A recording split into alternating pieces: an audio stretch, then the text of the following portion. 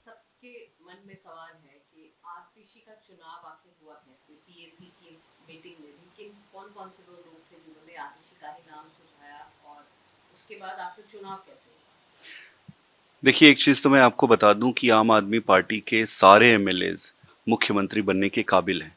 और आतिशी जी स्वाभाविक रूप से इतना सारा मंत्रालय पहले से देख रही थी। इंटरिम पीरियड, ये जो पीरियड है कुछ महीने का, वहां पर उनका ऑलरेडी अनुभव था इतने सारे मंत्रालय को चलाने का। तो वो बड़ा ऑब्वियस सी चीजें थी।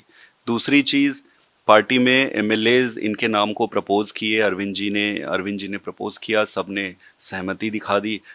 बहुत थोड़े से समय में ही हो गया। हमारी पार्टी में हमारे नेता के शब्द जो होते हैं ना, फाइनल होते हैं और सारे इमोशनली कनेक्टेड हैं। तो इसमें कोई बड़ी बात नहीं थी। उससे ज्यादा महत्वपूर्ण बात यह है कि अरविंद केजरीवाल जी ने रिजाइन किया। तो हमारे लिए तो ऑलमोस्ट ये दुख वाला ही दिन था। हमने भारी मन से उनको हाँ बोला। हम तो कभी नहीं चाहेंगे कि हमारे नेता रिजाइन करे।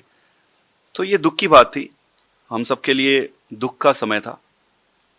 बट किसी एक को बनाना था, इंटरिम आतिशी जी को बना दिया। अलका लांबा ने अभी अभी बयान दिया है कि मैं शुभकामनाएं तो देती हूँ आतिशी को, लेकिन साथ ही उन्हें ये चेतावनी भी देती हूँ कि वो सीख ले और ऐसा कुछ ना करें कि उनको भी जेल जाना पड़े, कि अरविंद केजरीवाल से सीख लेते हुए वो आगे बढ़े। क्या बोलूं मैं इनको। ठीक है, मैं उनको यही सलाह दूंगा कि अपने विधानसभा में अच्छे से काम करिए। अच्छा काम करोगे तो अगली बार 2-4 वोट मिल जाएंगे आपको। दिल्ली में किस तरह की तैयारी रहेगी, अब रणनीति किस तरह से बदलेगी। अब चेहरा जो है वो आतिशी है, लेकिन बिहाइंड द सीन्स जो है वो अरविंद केजरीवाल ही काम कर चेहरा रहे अरविंद केजरीवाल है। चेहरा अरविंद केजरीवाल है। लीडर अरविंद केजरीवाल है। आपको समझना पड़ेगा कि अरविंद केजरीवाल जी ने रिजाइन क्यों दिया। दो साधारण से प्रश्न आ रहे हैं, बार बार आ रहे हैं, कि जब वो जेल में थे तब क्यों रिजाइन नहीं किए, आज जेल से छूटने के बाद क्यों रिजाइन किए। और इन्हीं दो प्रश्नों में अरविंद केजरीवाल के पूरे व्यक्तित्व का वर्णन है। जब भी अरविंद केजरीवाल को दबाया जाएगा, जब भी उसको धमकी देके डरा के अगर कोई सोचेगा कि अरविंद केजरीवाल झुक जाएगा, तो अरविंद केजरीवाल चट्टान जैसे खड़े रहेगा। उसको आप दबाव में नहीं झुका सकते, पहली चीज। दूसरी चीज, अरविंद केजरीवाल जी का जन्म ही इस देश में नई राजनीति, नई व्यवस्था को दिशा दिखाने का है। आज जब अलग अलग राज्यों में भारतीय जनता पार्टी घूम घूम के सरकारें तोड़ रही है, जब उनका रथ दिल्ली पहुंचा, दिल्ली पहुंचने के बाद जब तोड़ने की प्रक्रिया शुरू हुई, तो अरविंद केजरीवाल जी ने जेल में रहते हुए भी रिजाइन नहीं करके इनको, इनके पूरे प्लान को डिफ्यूज कर दिया। तीसरी सबसे इंपॉर्टेंट चीज, ये सारी चीजें तो संविधान और प्रजातंत्र को बचाने के लिए थी, लेकिन जब नैतिक मूल्यों पे बात आती है, जब नैतिक दायित्वों की बात आती है, तब अरविंद केजरीवाल से बड़ा कोई त्याग देने वाला व्यक्ति मैंने नहीं देखा है अपने टर्म्स पे। आज जब उनको रिजाइन करने की जरूरत नहीं थी, वो बाहर आ गए थे, सरकार चल जाती, सारे काम हो जाते जैसे हो रहे थे। रिजाइन क्यों दिया? वो रिजाइन नैतिक मूल्यों के कारण दिया। उन पर एक लांछन लगा है, और कोई एक ईमानदार व्यक्ति ऐसे लांछन को लेके कैसे सोएगा? और वो भी अरविंद केजरीवाल जी जैसे ईमानदार, और जो जिन्होंने पूरे जीवन में इस तरीके से त्याग और तपस्या किया है। तो उन्होंने कहा कि जब तक ये लांछन है, तब तक मैं मुख्यमंत्री का पद स्वीकार नहीं करूंगा, और इस लांछन से मुझे मुक्ति, जनता ने ही मुझ पर विश्वास दे के मुख्यमंत्री बनाया था, जनता ही तय करेगी कि अब मैं ईमानदार हूं या बेईमान हूं। आप पर जिम्मेदारी पूरे पूरे भारत की रहती है। जम्मू कश्मीर में भी चुनाव है, हरियाणा में भी है। रणनीति किस तरह की रहेगी, कब, क्या अरविंद केजरीवाल जल्द सही जगहों पर जाएंगे अभियान के लिए। निश्चित रूप से अब देखेंगे कि आम आदमी पार्टी का विस्तार काफी ज्यादा हुआ है इस पीरियड में। जिस पीरियड में मोदी जी को और भारतीय जनता पार्टी को यह लग रहा था कि पार्टी टूट जाएगी, उसी पीरियड में आम आदमी पार्टी का विस्तार बहुत ज्यादा हुआ है। तो ईश्वर की कृपा है, वॉलेंटियर्स और कार्यकर्ताओं का प्यार है। आप मध्य प्रदेश देख लो, छत्तीसगढ़ देख लो, आज राजस्थान देख लो, आप गुजरात देख लो, गोवा देख लो। कई राज्य जहां हम चुनाव नहीं लड़े हैं, वहां हमारे संगठन मजबूत है। आप झारखंड ले लो, आप बिहार ले लो, कई सारे राज्यों में, आप हिमाचल ले लो, आप उत्तराखंड ले लो, सब तरफ है। तो एक स्वाभाविक सी प्रक्रिया है कि पूरे देश में धीरे धीरे अब संगठन को और मजबूत करके इलेक्टोरल प्रोसेस पे आते जाएंगे। और आज जम्मू एंड कश्मीर में चुनाव है। मैं बधाई देना चाहता हूं, प्रजातंत्र में चुनाव बहुत महत्वपूर्ण है, और जनता की मर्जी और सर्वसम्मति से ही सरकार बननी चाहिए।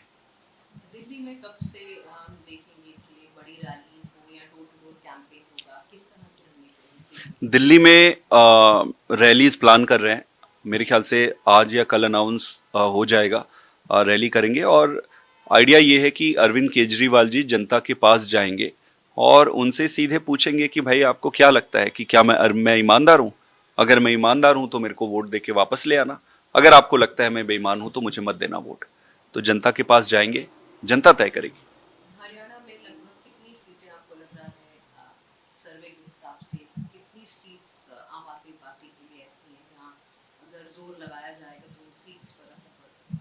देखिए, सीट्स का कोई डेटा मेरे पास तो नहीं है, लेकिन मैं दो चीजें आप कह सकता हूं और पूरी कॉन्फिडेंस से कह सकता हूं। Number one, Bharatiya Janata party अपना बैग पैक कर चुकी है और ये अब हरियाणा से बाहर जाने वाले हैं। इनकी सरकार गिरने वाली है बुरी तरीके से हारने वाले हैं।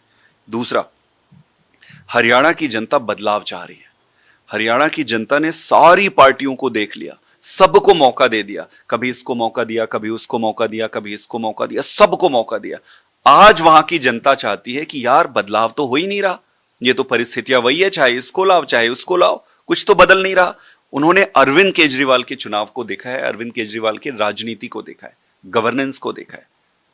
तो इस बार जनता अपने मन में कुछ लिए बैठी है और मेरा मानना है कि संगठन मजबूत है, अच्छे कैंडिडेट हैं, सारे चुनाव लड़ रहे हैं, तो कुछ तो अद्भुत होने वाला है।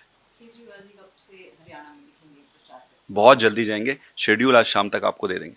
आखिरी सवाल, मणिपुर एक अहम मुद्दा हमेशा चुनावों में बना रहा है लेकिन अभी तक भी जैसा ऑपोजिशन कहता है कि प्रधानमंत्री की तरफ से कोई भी ठोस बयान नहीं आया है, तो उसको लेकर क्या? मतलब बहुत दुर्भाग्य है। प्रधानमंत्री जी को वहां जाना चाहिए, वहां बैठना चाहिए, लोगों से फ्री होकर बात करनी चाहिए, 2 मिनट के लिए ना अपनी राजनीति को भूल जाना चाहिए और एक इंसान बन के, एक हेड ऑफ द स्टेट के रूप में, एक बुजुर्ग घर का व्यक्ति जैसा होता है वैसे बैठ के उनके दुख दर्द को साझा करना चाहिए।